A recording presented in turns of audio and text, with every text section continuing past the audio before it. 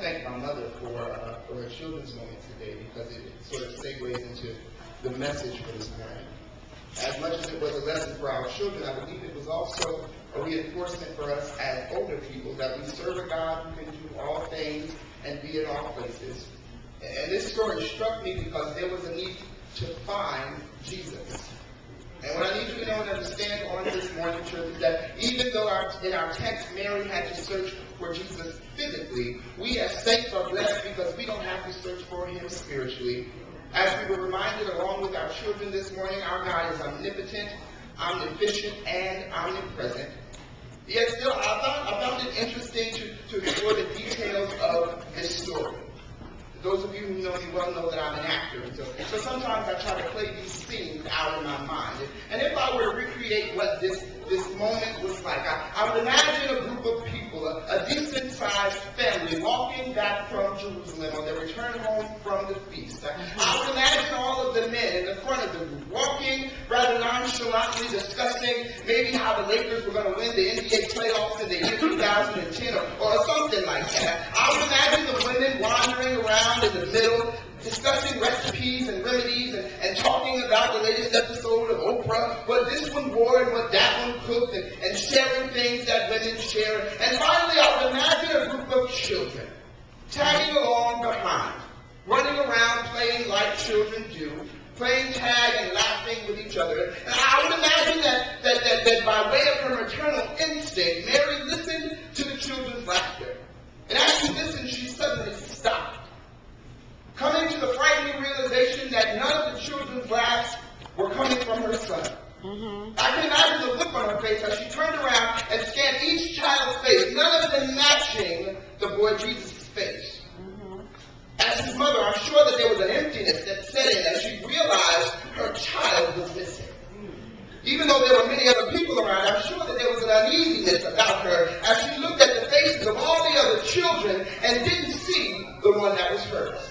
I'm sure that as happy as she was to be reuniting with family, as good as it made her feel, when she became aware that her child was missing, that feeling just wasn't the same. Yeah. I'm sure that even though she had probably been composed and collected for most of the trip, when she realized that he was gone, Mary got a little beside herself and cried, "Jesus, where are you?" Beginning to get a little frantic, she probably rushed up to where Joseph was and said, "Joseph, my baby is gone. Joseph, I can't find Jesus." Yes. Together they decided to go back and find their child. The Bible says that by the time they noticed he was gone, they had gone a day's journey. Yes. I can imagine the tension and the growing weariness as they retraced their steps on their way back to Jerusalem. The Bible tells us they were attending the feast. And so Joseph was probably carrying the food, because y'all know we like to take a plate before we go. And Mary's feet were probably hurting, because y'all know we like to get dressed. And she'd been walking all this way in her Jimmy Choos or her Christian Louboutins and unable to send him a text or a Facebook message. They had no choice but to go back and find their son. Yeah. And when they finally got back to Jerusalem, they found the boy in the temple. I bet that Mary probably, like my mother would do if I ran away, she probably grabbed him by the collar, pulled him a little closer, and said, "Jesus, what are you thinking? Boy, what's wrong with you? What are you thinking doing this to us?" I don't know about you, but this particular part of the story, it fascinates me, because this is one of the most human moments that we get to see. One of the few maternal moments we get to see between Jesus and his mother Mary. Yeah. I'm sure even though none of us would want to admit it, there are some times where in the back of our minds we question and even chastise Jesus. Where are you, Jesus? Jesus, how could you leave me at a time like this? What were you thinking, leaving me alone? Jesus, what made you think I could handle this by myself? Jesus, what are you waiting for to get me out of this? My God, why hast thou forsaken me? Yes. Seeing as how today is Youth Sunday, I was reminded of the 16-year-old girl from Southern California who was attempting to sail around the world alone. For those of you who don't know, on Friday afternoon she encountered a little bit of trouble. The closest rescue to her couldn't get to her until Saturday. In the meantime, she had to endure rough weather conditions and waves the height of a 3-story building. Now, aside from me wondering why any two parents would agree abandoned their 16-year-old child out for months.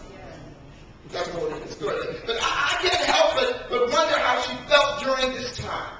I obviously can't tell you what was going on in her mind, but I can imagine that if it were me, if I were in her shoes, after months of being alone with very little contact with other human beings, and after coming to the realization that the whole reason I set out on this journey is now no longer a possibility, after being left stranded by a damaged boat and being days away from any type of assistance, I, in my frustration, in my anger, in my humanness, would probably have come to a point where I had to cry out, Jesus! Yes, yes.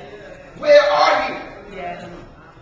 At 16 years old, this young girl sits stranded and abandoned, 24 hours away from the nearest form of human existence, unaware of what lied beneath her feet, unaware of how much worse the weather would get. At 16 years old, this child's favorite music was replaced by the terrifying sounds of crashing waves. At 16 years old, the familiar surroundings of her home and her neighborhood were replaced by the overwhelming surroundings of the Indian Ocean. At 16 years old, the family and friends that she loved most and knew best were replaced by strange creatures who wanted to have her for none. At 16 years old, thoughts of the boy that she had a crush on or what she would wear to the next school dance were replaced with thoughts of survival and signaling for help. At 16 years old, from her comfy and cozy life in Southern California, this child found herself engulfed by one of the greatest water masses on this earth. But even she